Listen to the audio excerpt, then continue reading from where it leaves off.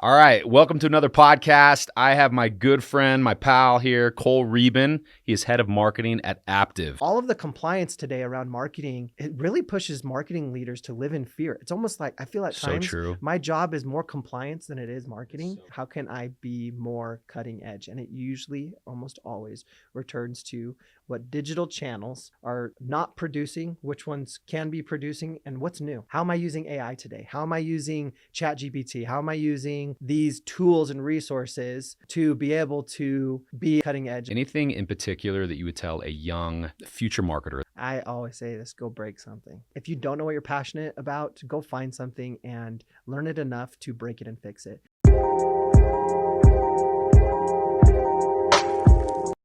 All right, welcome to another podcast. I have my good friend, my pal here, Cole Rieben. He is head of marketing at Aptive. Aptive, it's a fast growing company. I would venture to say that this guy plays a big role in how big it's getting. And, you know, he's working with a bunch of incredible groups, some that we're actually working on ourselves together. But I'm so happy to have you here today. Appreciate Thank you for it. being here. Yeah. Excited to be here. Yeah. So the thing that I love about this guy, and we're going to talk at great length about the current state of marketing in the world that we live in, which has, in huge ways changed over the course of the past decade. And it seems like every year there are new things and new opportunities, coming into play when it comes to marketing. But this guy is as forward thinking as any of the marketers that I have worked with in all my years. So I have a tremendous amount of respect for Cole and his way of thinking when it comes to marketing. But where did it all start for you, man? Like you've been in marketing for a good while. Yeah. Yeah. I've been in marketing, professionally for 12 years now, 12 plus years. Nice. And really, I was always that person looking, like, buying candy and taking it to school and upselling it. Yeah, you man. know, That's where it begins. I remember this story in high school. The senior sweatshirts. Everybody gets their senior sweatshirts. Oh, yeah, of course. Is that still a thing? Yeah, the hoodies. Yeah, of course. So our senior sweatshirts came out and they started the ordering process, and they showed us the designs and everything, all the seniors, and me and my buddy, I was one really provoked by it, but we saw the designs and we're like, I don't want to wear this my senior year. And like, for us, is like, this is one of those things that you wear probably once a week, like on Fridays or game days or stuff like that. Right. And it's like, no, we don't want to. And we were both on the football team, and we were already known for kind of entrepreneurship, entrepreneurship, hustlers, being inserting ourselves into things that probably annoyed other people and teachers and stuff. But anyway, we took it upon ourselves. We crowdsourced some designs from football players, from graphic designers, and graphic design. This is back in 2004. Yeah. They didn't have the tools available that weren't thousands of dollars. But we crowdsourced and we found this buddy on the football team who we didn't realize was a really good illustrator, and we were the Timberwolves. You were a T-Wolf? Yeah. Our mascot this is up in Coeur d'Alene, Idaho. Oh, I was like, wait a minute. Yeah, my bad. Yeah. Yes, okay, gotcha. I'm like, dude, my boy goes there right now. Good. I'm glad we could align on mascots there. But he drew this Timberwolf that was so cool. And we're like, we need to put that on a sweatshirt. And we've got a better idea how to write every senior's name in the year, and we were gonna do a patch on the hood, which was starting to get trendy in sweat and hoodies. And we're like, we're gonna make this cool. And so we designed it ourselves. We took it to a local screen printing shop that was also where most of us bought. Coeur d'Alene is not a big city. It's 100,000 people. There's this one store we would all kind of go to that was a local shop for all of our football stuff, and they said, oh yeah, we'll take care of you guys. Like, if this is coming from your high school, and we're like looking at each other like, oh yeah, this is coming from the high school. We'll give you a great discount. And so we got the quote. It ended up being we weren't really looking for making a big profit. We just wanted to that wasn't the purpose of it. More but fun at the same and just, time, doing something cool. Our cooler designs, cooler, heavier sweatshirts were about 3/4 of the price of what the high school was charging us, of course. And so we said, well, we know what that's about. And we went forward and started getting order forms from all the seniors. And we showed them this design. Everyone was stoked. And everyone decided that they were not going to buy the sweatshirts and from the high school. And we immediately got pulled into the principal's office. And once he found out, and the two of us especially had spent good times in there and bad times in there. We were a little bit too close. Knew our names a little bit too often. Yeah. Anyway, he's like, hey, if you guys want to go about doing this, understand that the profits we were generating from that, we're going to pay for prom this year. We'll cancel prom. And both of us looked at each other and we said, why in the world have we not already had a funded prom? How are you promising it without, these should be funds already prepared in a previous year's activity. Absolutely. And we even said, we're more than happy to, all the profits from this, we'll give to prom. And he's like, no, it's not about that. It's principle. And we were just livid. And I remember my next class after that was our English class. And we had a really good connection with our English teacher. She's kind of English teacher who's like, if you score a touchdown in a football game, you don't have to take the final. So one of those teachers. This is one of those teachers. But we love those she teachers. Connected with her students at a whole nother level. And she found out about this on her own, actually, and pulled us aside in the class and said, hey, I'm not okay with this. And I sit on that committee, and I've never been okay with how we fund prom. So I'm going to support your guys' cause, and I'm going to push the organization to use your guys' sweatshirts and use the funds to support prom and everything. And sure enough, it all went through, and we had our sweatshirts go live, and we produced them and everything. Wow. Me and him were carrying boxes into the school. We did the legwork for the school. And yeah, I'd do stuff like that all the time. And so passion on like connecting people, finding out what they really want, what they really need. I've always kind of put myself in like an awareness place where I try to empathize where I can. And that helps me put myself in the shoes of other people. Not to say that anyone's an expert at that, by the way, because that is one of the most difficult things to do. But the more you can practice doing that, the more you can actually understand and empathize with your audiences. And so stuff like that has always been a thing. Search has always been a thing for me, and messing with Google and breaking things. I had a situation where my name got put into a news article when I was in high school that I found on Google, and it was inaccurate. And I reached out to the press, and it had nothing to do with me. It was just they had pulled a few seniors who were graduating into this list of things, and I won't go into details, but it was just inaccurate, and it was an accidental pull. So when we reached out to the media, it was crickets. Nobody would get back to us. And so on this just bogus article, when you Google a few of our names, it would show up. And I know I was preparing for college. I was trying to go play football at college, and people were looking up my name constantly. Not a lot of people, but this is something that enough to matter. Me. And so I took matters in my own hand. I remember I was like teaching Sunday school or something at church, and I found out that Prezi at the time was new, and that they were ranking really high in search engines. So I'd create a bunch of presentations and just put my name all over it. And so when people Googled my name, they would actually, so after doing a few things like that and creating about me accounts and all these other things, I pushed that result down very fast. And while I'm observing my friends at school, that would show up the whole year. And I told them I would take care of it for them, but it didn't really concern them as much. But I'd watch it, and that result would still show up even years after for them, because there wasn't other things like Max Preps and other things that were taking the search engine results. And so I got infatuated with search pretty early in high school, and that also kind of was a basis for me delving into that and data and analytics pretty early.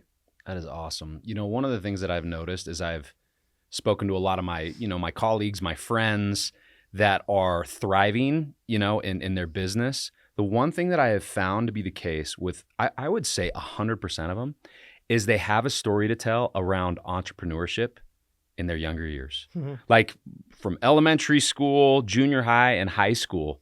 And that of course, is the case for you based on the story you just shared. Do you feel like that's the case? Do you feel like most of the successful people out there, it starts in the younger years? Do you think that that's something that you're born with? Do you think it's something parents teach you? I mean, what are your thoughts? Because I know you're a great father, family man, and I have kids. I think about this all the time, but what do you think about the younger years in entrepreneurship? Do you think that's where it all begins? Yeah, I totally do. I think a lot more people have that in common, but some don't channel that. And I think even I wouldn't have channeled it if I didn't connect dots later on and connected that. I mean, doing those kinds of things back then just seemed like the right thing to do. And it seemed like it was fun. It was engaging. It was a little bit risky at times. So like the dopamine side of it is kind of what drives you. It's a rush. Which is honestly true today too. But at the same time, connecting the dots and actually making a career out of it and a path out of it. College helped me with that. Observing and having mentorship connected those dots for me. And so, yeah, I think more people actually have that drive early on, but they can't translate it to sometimes, and this is some people, but they can't translate it to something that can be sustainable throughout their life. But yeah, I would say a lot more people than we realize probably have that exact same thing going on in their childhood. And no, I agree. I agree. So if you were to look back and mention a mentor or someone that led you to wanting to be an entrepreneur or to test or try this, were your parents that way? Did you have? My parents are a huge part of that. We are not like the lovey, cuddly, hugs a bunch type of family. We're very I learned from my parents so many lessons. I'm the youngest kid too in the family, me and my twin sister, and we could either choose to observe the things that our older brothers went through or ignore them and learn them on our own. I chose to observe, and like every young sibling, your older siblings always believe that you're the chosen one and you get all of the perks. You're the baby. Yeah, dude. You're the baby. And there's truth to that. As a parent, I could probably now realize that there's truth to that because you're rounding out your family and it's a whole different phase of life. And so there's absolute truth to that. But at the same time, growing up, I would watch the things my brothers would do and I'd be like, well, I know not to do that. I can see the consequences. Right.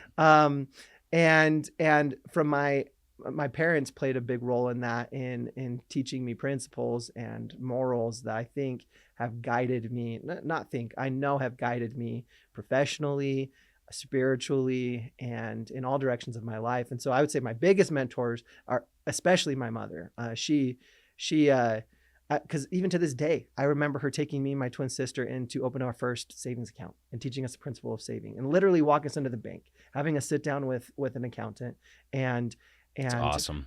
And transfer our $15, teaching us savings and where do we put savings and so cool. So those principles, while I know a lot of parents who try to do that with their kids and don't think it landed, and probably didn't seem like it landed with us there, they carry forward. And so in that respect, those are the biggest mentors. And along the way, I don't know if there's any like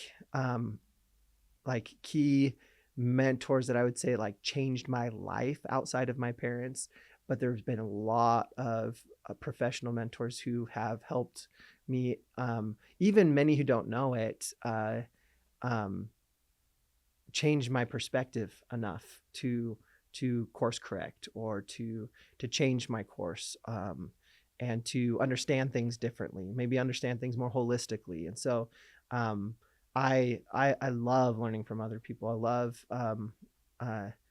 and I'm not going to say, I wish I was the best at receiving critical feedback. I think that's an eternal endeavor. Absolutely. But I strive to be. And so I love learning from other people. That's awesome.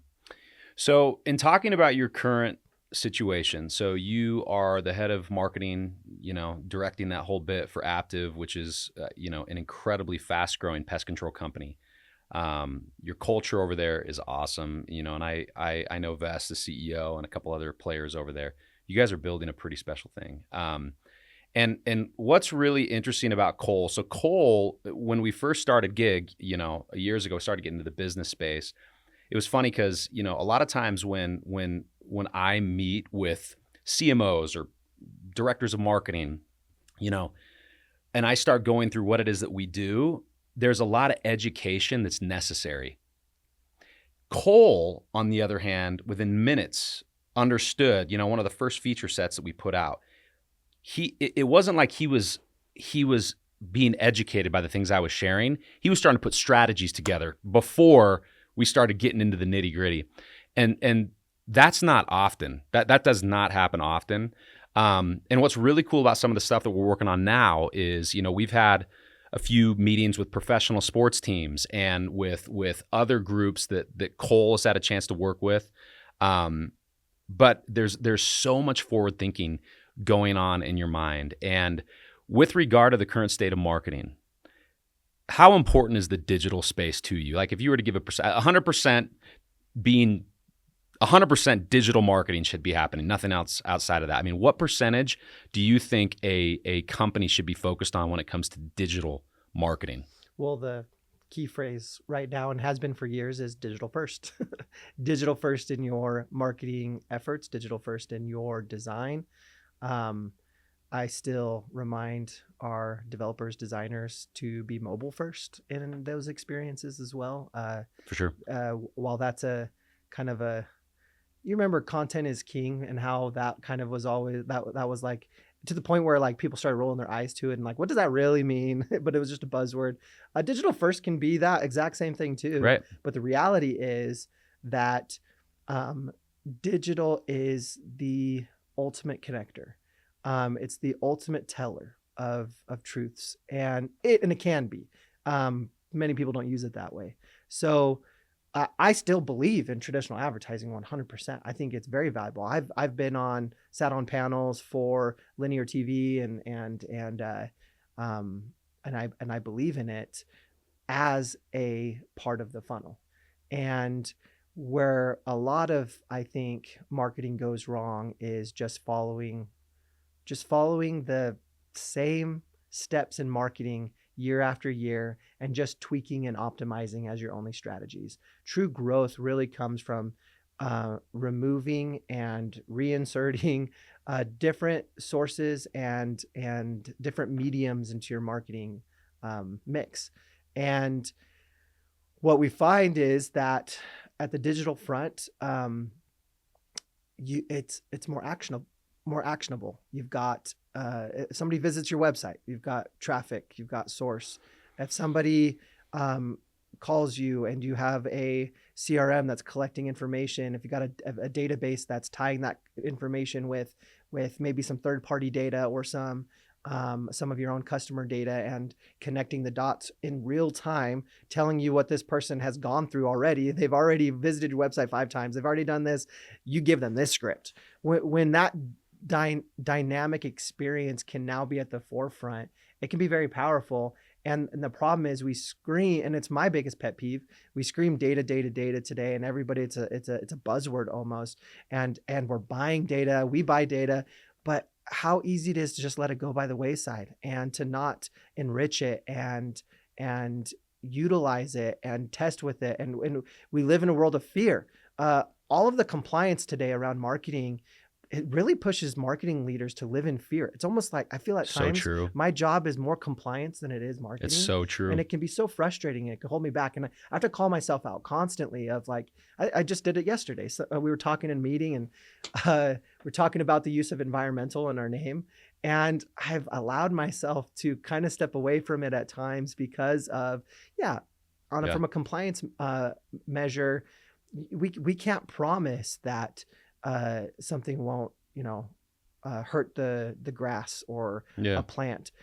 But what we can stand behind is the training and what we do in our application of our pest control service, that we are at the forefront, mindful of the environment of your ecosystem at home.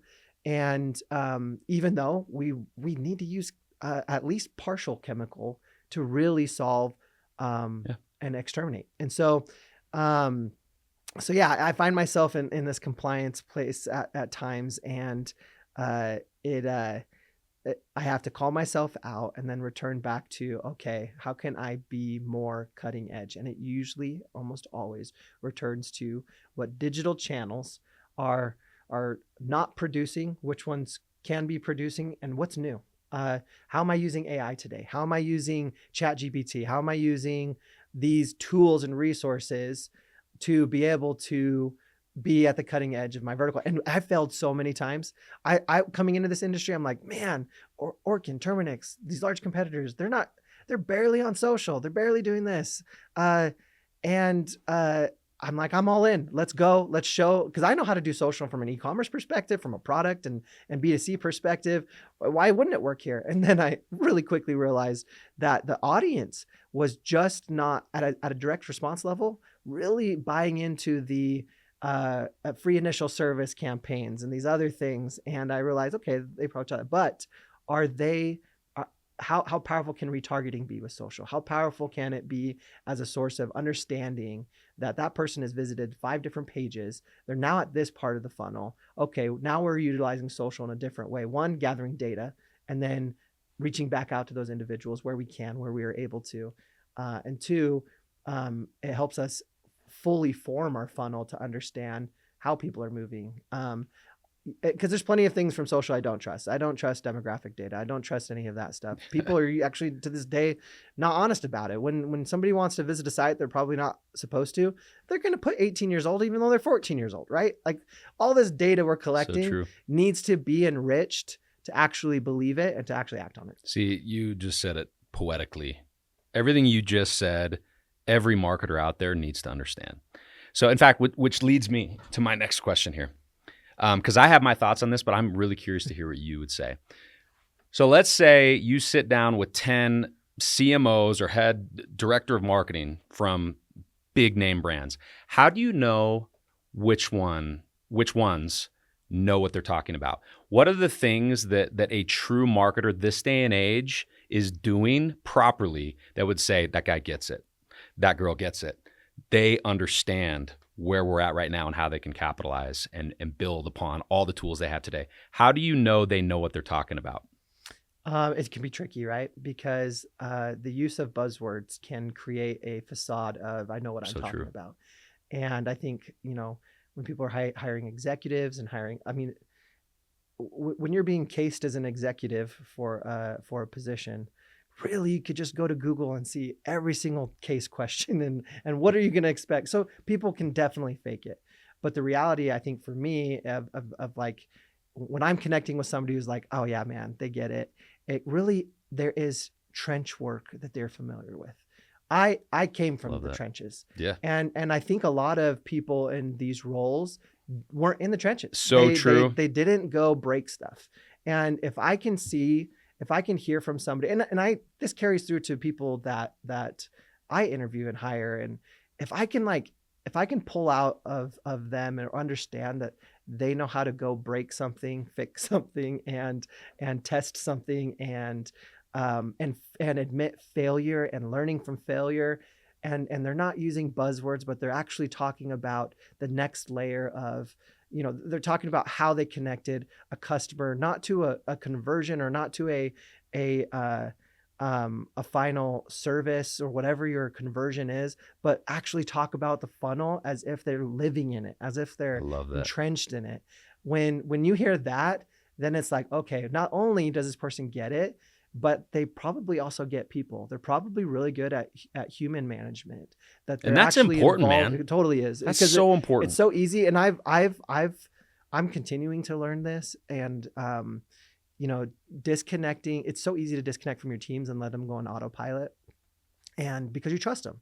But in that same world, so many things can get lost. And so even as a leader, entrenching yourself in the processes, not doing it to an unhealthy level where you're micromanaging and you're neglecting other things you need to do and letting invoices or whatever pile up, whatever it might be that you're managing as a leader. It is so important to get into the trenches and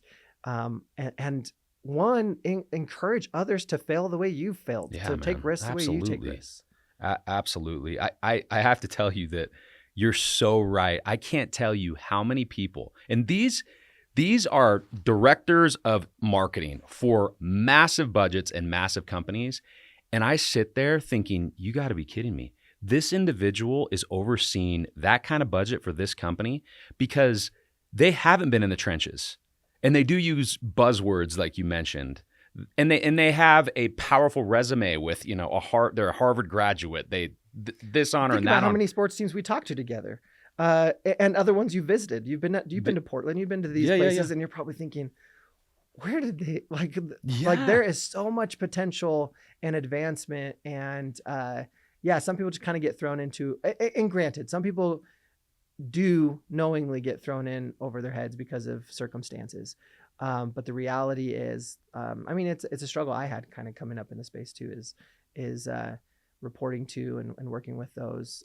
I can always kind of understand people evolving around being a strong leader, but if you don't understand the departments or business units you oversee at a decent level, enough to lean in at some level without looking dumb, at least, it could be a real detriment to your employees. No doubt.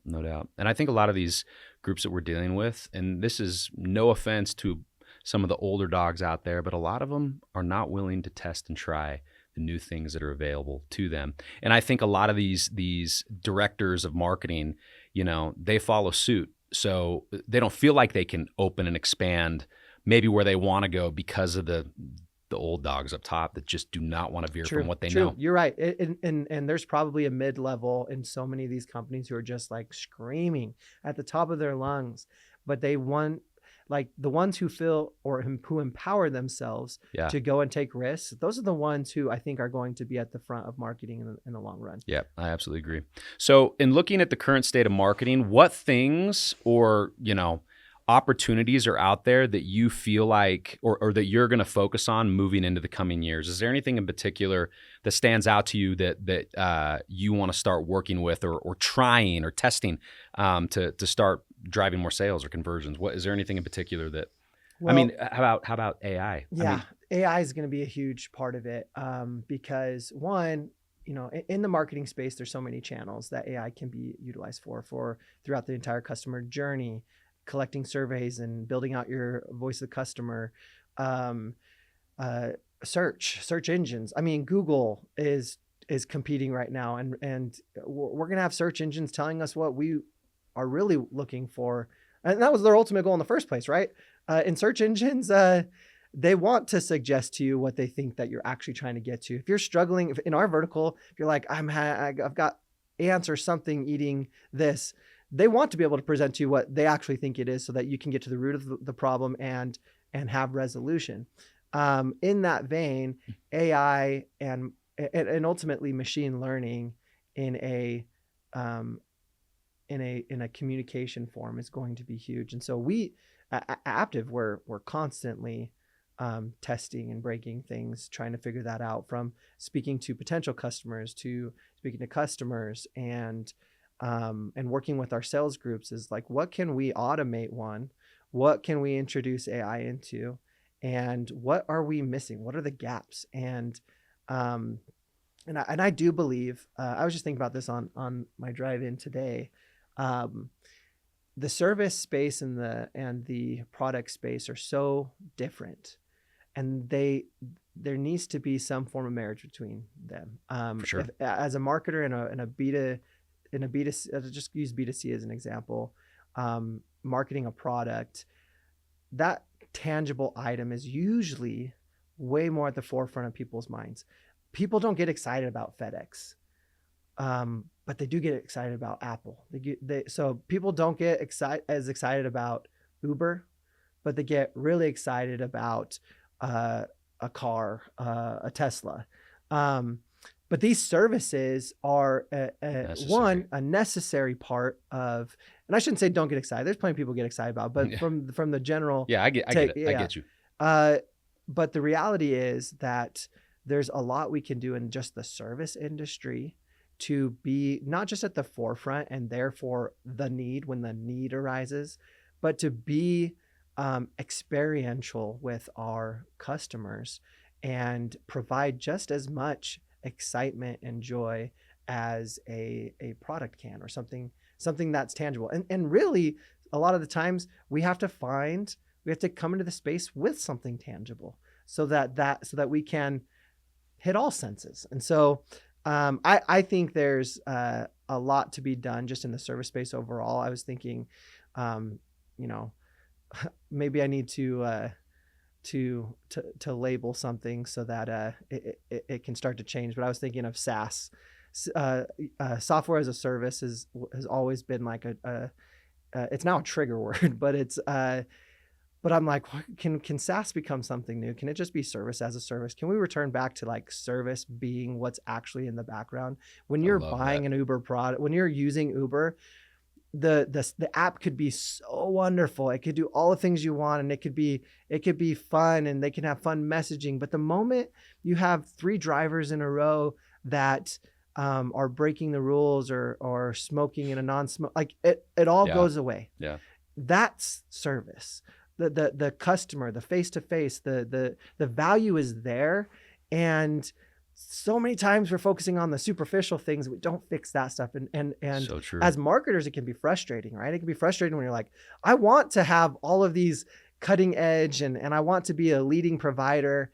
And I want to have distinguishable things that we do that set us apart and make us better. And so many marketers just get distraught by that and don't do anything about it. But I'm of the philosophy of, okay, great, insert yourself in the product, insert yourself in the service. You should be absolutely involved. And marketing from an executive level should always be involved in those things, should always be part of what are we doing to differentiate, and not just tell a story of differentiation. How can we truly differentiate? More of that needs to happen. And I believe there needs to be a resurgence of service coming back to consumers. It used to be that way. The milkman, those used to be the forefront of what people got excited about and respected and loved and purchased and talked about. And we're so product focused today. And not to say that's a bad thing, but it's leaning heavy that way. And so can we bring it back? Yeah. I agree. So this is always interesting. I love to ask this question when it comes to those that understand marketing. If you were to name 3 or 4 brands or businesses that you feel get it right when it comes to product, service, and marketing properly, let's focus keyword marketing. Which companies come to your mind that you respect for what you see them do when it comes to the marketing front? Yeah.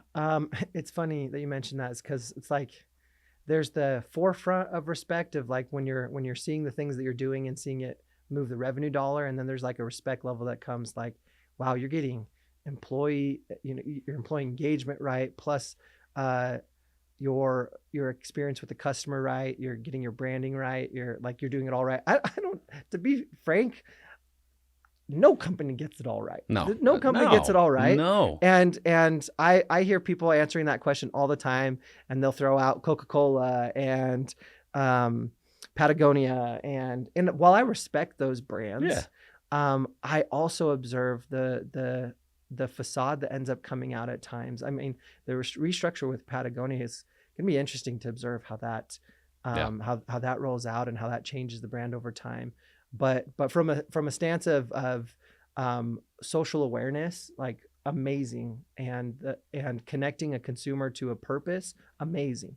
So I have tidbits of things that I love about brands. What I love about Coca-Cola is they understand legacy and loyalty. That C on the Coca-Cola logo, for example, timeless, will never change. If it ever does change, it'll like ruin the brand, right? Apocalyptic. It'll. But plenty of other things have changed. I did not know the history of it, that it was never meant to be a soda, and it had some interesting ingredients, and the goal of it altogether was to be a mood enhancer and bring affect dopamine and enjoyment. And they stayed with enjoyment, but they made it added fruit flavoring to create a soda drink that, or in some parts of the state you call it pop. That was a hard thing to get used to moving to Idaho.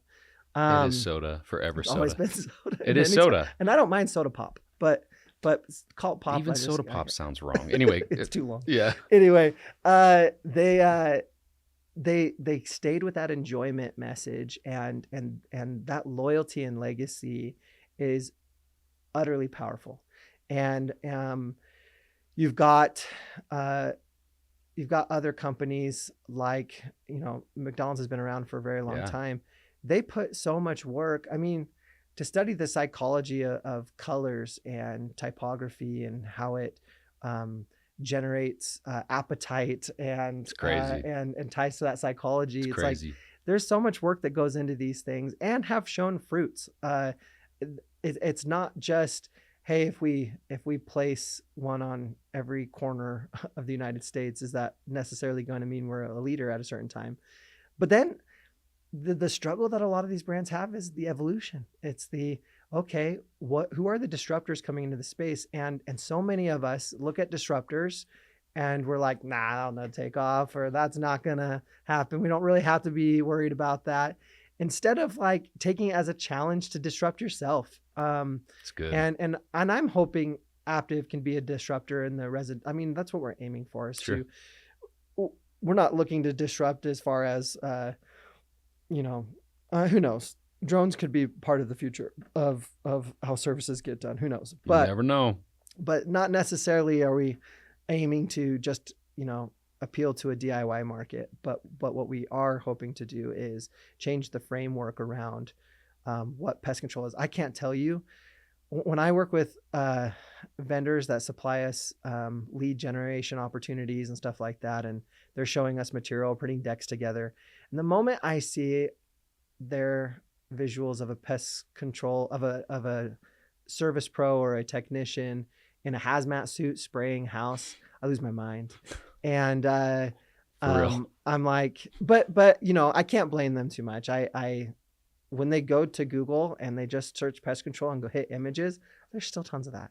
And it's like there's a lot that can change in perception that we have to work with, and why while it may not seem like this ginormous disruption, and I think what you're doing with Gigg is a whole nother type of disruption.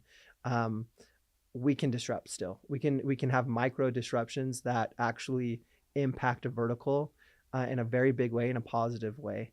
And I think we're starting to put some pieces together that are showing that now. That's exciting. That is exciting. Well, dude, man, a lot of gems for marketers. And so one of the last questions before I get into my whack questions, which you're going to learn about here soon. Anything in particular that you would tell a young future marketer that's excited about, the marketing space? Any recommendations you would give to them as they move into this world to start or kick things off? Yeah. I always say this, go break something. Love it. I'm passionate about going, and if you don't know what you're passionate about, go find something and learn it enough to break it and fix it. If you're an engineer, that's what you do. That's who you are, what you do. As a marketer, if you can have that engineering forefront, choose a niche that you can get really good at, and then also keep the perspective and strategic outlook of what that can grow into. And if I just stayed managing search engines, and I have to take myself away from it a lot of time, SEO and PPC and some of these other things related to search, I have to remove myself at times because I just can't get tunnel visioned in them as a channel.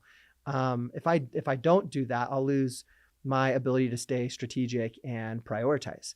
And so as a young marketer, get into a niche, get really good at it, but maintain strategic and call yourself out so that you can actually see the broader picture and how it's affecting customer retention, bigger picture things. But go in that niche and break stuff. I had to build websites and break them to learn search engines. I had to get penalized. I had to get out of penalties. I really wanted to know because they weren't going to share it. Google, especially Google, like they don't share any secret sauce. If they did that, it'd just become a gaming platform. But the reality is, go and break something and take risks. Take risks. I love that. Good stuff. All right, Cole, we're going to start getting into some whack questions just to get to know you a little bit better. We don't have to be as professional as maybe we've been thus far on the podcast, but dude, some gems that you shared here. So I'm going to fire off some questions and I want you to answer them quickly. Oh gosh. So we can go through a bunch of them. But some of these I ask normally at the end of every podcast, but I think I have a couple new ones. But for there's you. nothing normal about them. Yeah, exactly. Nothing normal at all. So when it comes to something that you enjoy or love, what would you be called a nerd about for loving or being into? Anything in particular? Because I have quite a few. Harry Potter. You're a Harry Disney Potter guy. Disney, stuff, Star Wars. Star Wars. And then my wife calls me a nerd when it comes to work stuff, for sure. I love it. Who's your favorite Star Wars character? Oh man, I'm becoming a Mandalorian fan, hardcore. It's good stuff. You love the new seasons? I do, and it's good stuff. I would say probably the authentic viewers of Star Wars, those who like have spent years and years and years in canon, probably hate the Disney version of it, but as a family we enjoy it. It's good. Yeah, my kids love it. My boys love it. Okay, who's your favorite superhero of all time? I would have to say Iron Man. Tony Stark. The brash character. So good. The fact that the tinkering and engineering side of it is I love. That's just you, dude. Yeah. That's just you. What is a beverage you cannot turn down, or your favorite soda?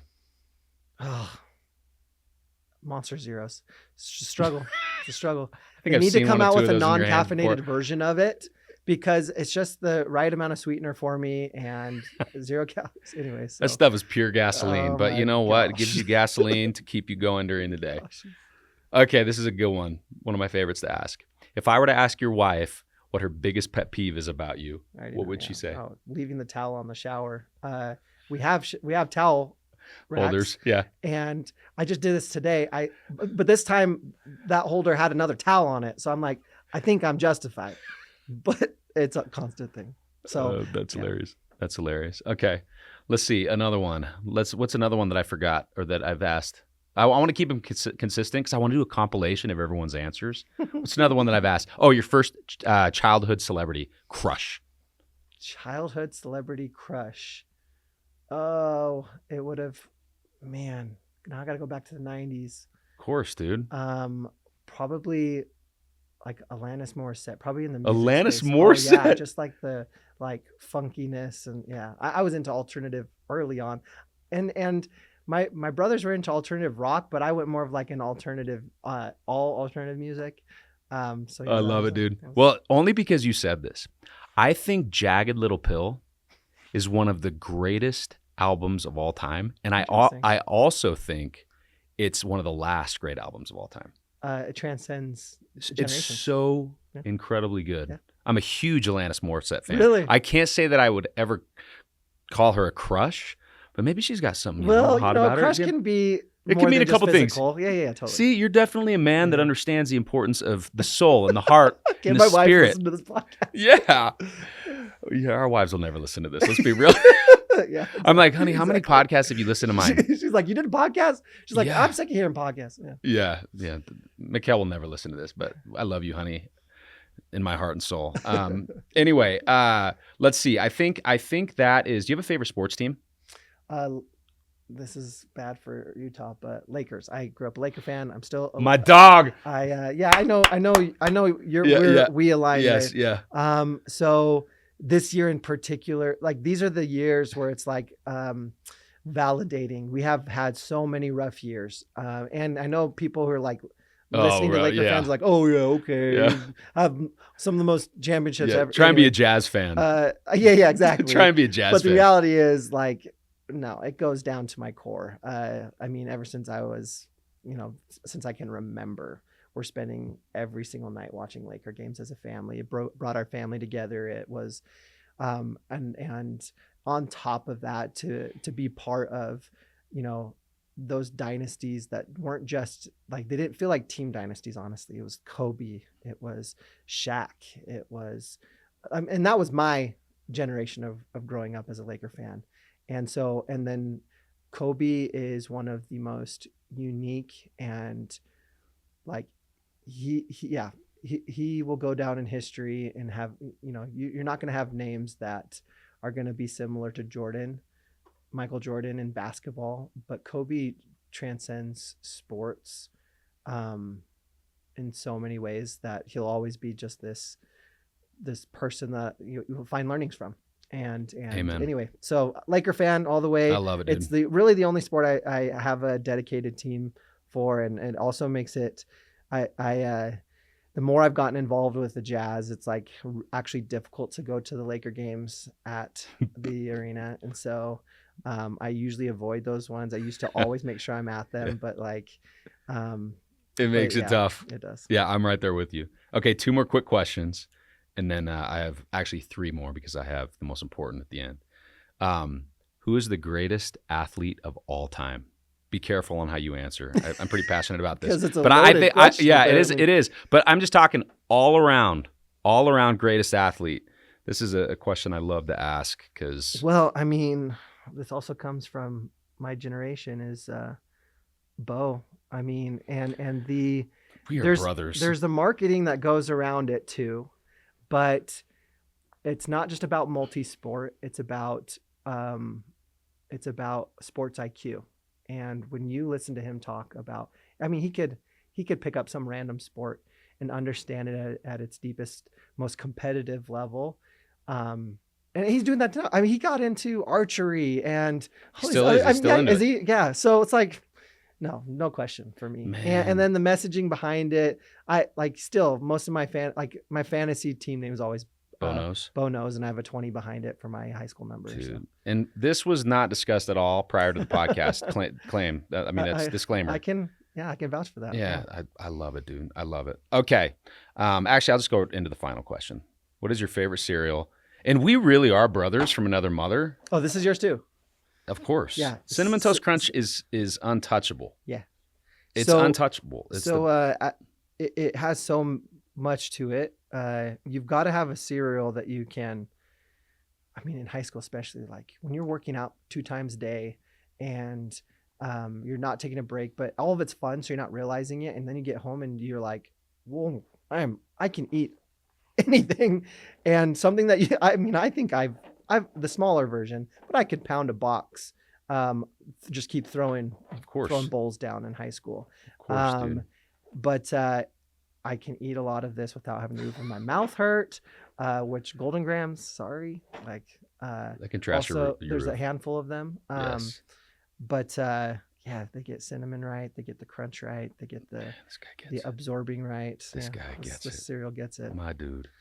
Anyway, well, brother, I really appreciate you coming on. I have nothing but respect for you. I actually reference Cole quite often when I'm talking to different marketers and with different groups. This guy gets it, and it's amazing to see what's going on with Aptive and what you're doing over there, and it's only going to get bigger and better. So, but I appreciate you being on, man. Yeah, this was fun. Yeah, it was definitely fun. So, thanks for being with us today. Until next time, sayonara. Oh, I forgot to ask where we can find him on social media. My bad. That's all right. My name is very, you can just Google my name because it's not a common name. Google your name and please disregard anything negative you find from back in 2004. They are buried. He is a good man. Thanks for being with us today. Sayonara.